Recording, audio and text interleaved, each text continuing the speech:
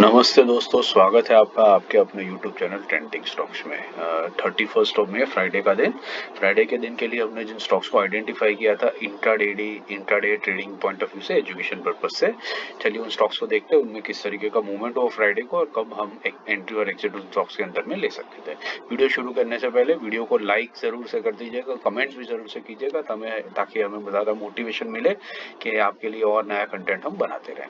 तो चलिए, पहला स्टॉक हमने जो आइडेंटिफाई किया था एजुकेशनल पर्पज से, वो था HEG। HEG हमने क्यों सिलेक्ट किया था, वो डेली टाइम फ्रेम पर जरा एक बार देख लेते हैं। तो डेली टाइम फ्रेम पर मैं मूविंग एवरेजेस हटा देता हूँ ताकि क्लटर कम लगे स्क्रीन के ऊपर। हाँ, सो ये डेली टाइम फ्रेम पर हमने इस स्टॉक को इसलिए लिया था क्योंकि इसने एक ब्रेकआउट दिया था और फिर एक बड़ी रेड कैंडल के बाद में कई दिनों तक इस लेवल के ऊपर स्टॉक ने कंसोलिडेट किया है। तो क्लोजिंग बेसिस पे आप देख सकते हैं कि 2.87 मतलब 3% का मूवमेंट स्टॉक ने क्लोजिंग बेसिस पे दिखा है। इंट्राडे में देखते हैं 15 मिनट्स के टाइम फ्रेम पर कि इसमें हमें कहाँ पर एंट्री और कहाँ पर एग्जिट मिली। तो देखिए, ये stock half a day consolidate किया, नीचे आया और फिर उसके बाद ऊपर गया। लेवल्स देखते हैं, हमारा बाई था 2240 के ऊपर। तो 2240 का लेवल आता है कहीं यहाँ पर, दिस इज 2240। मैं इसको लाइन को जरा सा ब्लू लाइन में कन्वर्ट कर देता हूँ ताकि अंदाजा आए हमें। दिस इज, ये हमारा बाइंग था। तो ओपनिंग तो देखिए हमारे बाइंग लेवल के ऊपर ही हुआ, ठीक है। एकदम से ये स्टॉक ने फर्स्ट 15 मिनट्स में ये लो लगाया था, बट ये भी 2240 का नहीं था, 0.05 जस्ट ऊपर से निकल गया। मतलब शुरू में तो आपके हाथ में ये स्टॉक आया ही नहीं होगा, आपके हाथ में ये स्टॉक आया होगा सेकेंड हाफ में। सेकेंड हाफ मतलब ऑलमोस्ट 1:45 के आसपास, 2 बजे के आसपास में। और 2 बजे के आसपास में अगर आपने इस स्टॉक को लिया होता तो यहाँ से इस स्टॉक ने लास्ट 315 वाली कैंडल देखते हैं, लास्ट मिनट में आप इंट्राडे कर नहीं पाएंगे। तो वहां से इस स्टॉक ने हाई लगाया इस पर्टिकुलर लेवल का, विच इज 2310। सो 2240 से 2310 मतलब 70 रुपीज का मूवमेंट किया। 70 रुपीज इज ऑलमोस्ट 3% का मूवमेंट आपने यहाँ पर कैप्चर किया होता अगर आपने सेकेंड हाफ में इस स्टॉक के अंदर में ट्रेड किया होता। दूसरा ट्रेड लेने का तरीका ये होता है, जो प्रो ट्रेडर्स ही बाकी नॉर्मल ट्रेडर्स को लेना चाहिए, हम एडवाइस करेंगे, वो ये लेवल था जब ये डे हाई की कैंडल को ब्रीच करता, जब इसको ब्रेकआउट देता। यहाँ पर ये देखिए, फर्स्ट कैंडल जो थी, जो पूरे दिन की ये डे हाई कैंडल रही थी, ये कैंडल को ब्रेक किया गया ऑलमोस्ट 215 को। तो 215 तक आप इस स्टॉक के अंदर में एंट्री नहीं लेते, ठीक है। That is also good way of trading के जब डे हाई निकालता है स्टॉक तभी उसके अंदर एंट्री की जाए। आप जब प्रो ट्रेडर बन जाते हो तो आप नीचे के लेवल पे भी बाई कर सकते हो, सेंसिंग के ये रिवर्सल दे रहा है। बट अगर आपने ये डे हाई ब्रेक पर भी इस कैंडल को लिया होता तो यहाँ पर आप देख सकते हो ब्यूटीफुली ये कैंडल ऊपर गया है।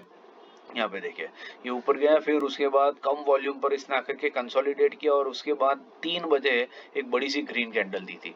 तो बेसिकली यहाँ पर भी आपको बहुत बढ़िया एंट्री इस पॉइंट पर रीटेस्ट के ऊपर मिलने का मौका था, जहाँ पर रिस्क रिवॉर्ड भी आपके फेवर में था और डे हाई के लेवल को इसने सपोर्ट की तरह लेकर के बाउंस बैक दिखाया। तो ये लास्ट 1 घंटे के अंदर में अगर आप ट्रेड करते हैं ना, तो भी वहां से 63 से 2310 मतलब आपको ऑलमोस्ट 50 रुपीज मतलब 2% का टारगेट यहीं पर भी अचीव करने को मिला होता। तो HEG एक बहुत बढ़िया ट्रेड रहा जहां पर आपने 2 से 3% का टारगेट इंट्राडे में अचीव डेफिनेटली और बहुत आराम से किया होता। सेलिंग साइड पे देख लेते हैं एक बार, क्या हमें कोई ट्रेड मिला कि नहीं मिला। 2225 पे हमारा लेवल था, तो 2225 इज बेसिकली दिस लेवल। यहाँ पर ये 2225 है। अगर यहाँ पर आप एंट्री लेते तो यहाँ से फिर इसने लो लगाया 2204 का, तो ऑलमोस्ट 1% होता और उसके बाद में रिवर्स कर लेता, ठीक है। सो अगर ये रिवर्स कर लेता तो आप या तो 0.5% के प्रॉफिट पे बुक कर लेते। अगर 1% के आसपास में जाता है हमारा स्टॉक और फिर 1% पूरा कंप्लीट किए बिना रिटर्न करता है तो टेक एटलीस्ट 0.5%, इतना प्रॉफिट तो बुक करके जाइए, या तो कम से कम अपने स्टॉप लॉस को कॉस्ट टू कॉस्ट पे ले आइए ताकि एटलीस्ट आप लूज कुछ ना करें इस ट्रेड के अंदर में। तो ये वाला सेल साइड पे आपको ट्रेड मिला होता तो बुक किया होता तो ठीक है, अदरवाइज आपने नहीं भी लिया या cost to cost stop loss पे निकल गए तो भी दिक्कत नहीं है। 2 से 3% में बाइंग साइड के ऊपर डेफिनेटली मिला and that was a good trade. चलिए दूसरा ट्रेड देखते हैं, दैट इज हेमी प्रॉपर्टीज। तो ये हमने क्यों लिया था वो देखते हैं पहले डेली टाइम फ्रेम के ऊपर। ये रीजन था, ये क्रूशियल सपोर्ट लेवल था जहां पर स्टॉक कई बार बाउंस बैक कर चुका था। आज भी स्टॉक ने वहीं से बाउंस बैक किया है और काफी बढ़िया क्लोजिंग बेसिस पे 2% का रिटर्न दिया है। 15 मिनट्स के टाइम फ्रेम पर देखते हैं किस तरीके से मूवमेंट रहा है। तो 15 मिनट्स के टाइम फ्रेम पर जैसे हमने HEG में देखा वैसा ही हुआ है। पहले हाफ अ डे ये स्टॉक ऊपर नीचे करता रहा और फिर उसके बाद में सेकेंड हाफ में बहुत बढ़िया अपसाइड मूव दिया है। 95.50 हमारा बाइंग लेवल था, देखते हैं 95.50 हमें यहाँ पर मिलेगा। सो देखिए यहाँ पर भी आपने अगर यहाँ से एंट्री ली होती तो फिर यहाँ से इसने हाई कितना लगाया, इसने हाई लगाया 200.70 का, मतलब ऑलमोस्ट 5 रुपीज का मूवमेंट इस स्टॉक ने दिया, मतलब 2.5% का रिटर्न आपको यहाँ से यहाँ देखने को मिला है। 2.5% is more than good enough.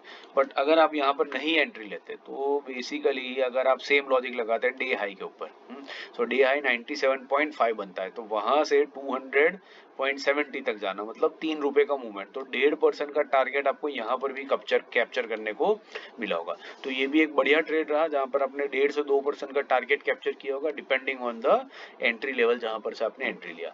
But then it was a good movement और अच्छा ट्रेड इसमें आपको मिला।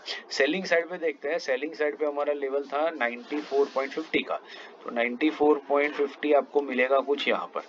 तो यहाँ पर अगर आपने एंट्री ली होती तो यहाँ पर इस कैंडल में इसने लो कितना लगाया, इसने लो लगाया 91.60 का, मतलब 3 रुपए का मूवमेंट किया, तो 1.5% का टारगेट आपको सेलिंग साइड के ऊपर भी नीचे देखने को बहुत बढ़िया से मिला होगा। तो ये भी एक अच्छा ट्रेड रहा जहाँ दोनों तरफ अपने को अच्छी मूवमेंट देखने को मिली है।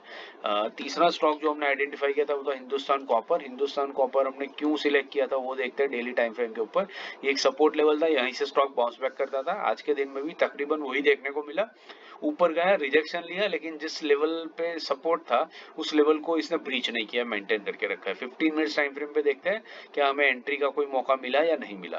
तो यहाँ पर आप देख सकते हैं एक बहुत बड़ा गैप अप हुआ है और गैप को इसने फिल करने की कोशिश करी है, बट ये गैप अप की वजह से शायद हमें बाइंग साइड पर कोई एंट्री नहीं मिली होगी। तो बाई था हमारा 356 के ऊपर। 356 कहाँ पर आता है देखते हैं। 356 इज समवेयर ओवर हियर, ये आपका 356 है। तो फर्स्ट 15 मिनट्स में तो इसके ऊपर ही गया है। अगर आपने एंट्री ली होती और दूसरी 15 मिनट की कैंडल में एग्जिट करने की कोशिश करी होती तो आपको हाई मिलता 362 पॉइंट समथिंग का। तो यहाँ से आपको ऑलमोस्ट कितना 6 रुपए का 2% का मूवमेंट यस आप कैप्चर कर सकते थे। अगर आप इस मिनट में एंटर करते तो यहाँ से यहाँ तक आपको 2 ही कैंडल्स में 2% का टारगेट अचीव होने को मिल सकता था, बट गैप अप हुआ था और शायद आपने एंट्री ना की हो तो that is also absolutely fine. Selling side पर हमें कोई भी ट्रेड नहीं मिला, लेकिन क्योंकि हमारे इस सपोर्ट लेवल को इसने ब्रीच ही नहीं किया।